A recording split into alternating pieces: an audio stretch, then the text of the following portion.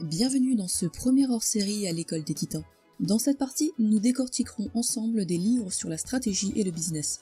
Le premier livre étudié sera Petit cours d'autodéfense intellectuelle par Normand Baillargeon et illustré par Charb. C'est un livre que je vous recommande chaudement d'acheter, ne serait-ce que pour les illustrations de Charb. Dans la première partie de ce livre, l'auteur nous met en garde sur la manipulation des mots. La pensée commune voudrait que chaque mot n'ait qu'un seul sens, car il ne désigne qu'un seul objet ou qu'une seule personne. Cependant, l'auteur porte notre attention sur l'aspect abstrait des mots et le fait qu'ils changent de signification selon leur contexte. Il y a donc la dénotation des mots, ce vers quoi ils pointent, et la connotation des mots, c'est-à-dire l'émotion qu'ils peuvent faire naître chez certaines personnes. Il est important de connaître la différence, car dans de nombreux cas, certaines personnes essayent de nous faire ressentir des choses différentes pour un même objet. Elles essayent de manipuler nos émotions avec leur langage. Ces personnes, selon leur but, peuvent glorifier ou démoniser un même objet ou une même personne. Par exemple, pour un véhicule de transport, on peut utiliser les mots bolide, titine ou épave.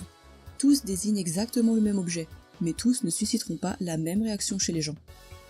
Autre exemple, un peu plus controversé qui apparaît dans ce livre, l'exemple du débat sur l'avortement.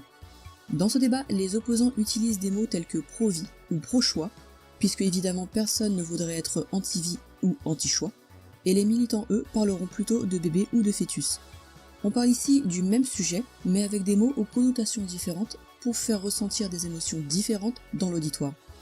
Dernier exemple, on ne dit plus aujourd'hui « vous êtes licencié », mot beaucoup trop violent, mais on dira plutôt « vous êtes remercié », alors qu'au final, le résultat est tout de même le même, vous perdez votre travail. Je vous invite dès à présent à écouter attentivement certains discours de politiciens, et vous pourrez détecter assez rapidement les différences entre la connotation et la dénotation des mots qu'ils utilisent. Demain, nous étudierons une nouvelle partie de ce livre, l'imprécision des mots. Je vous souhaite une excellente matinée, une excellente journée et une excellente soirée.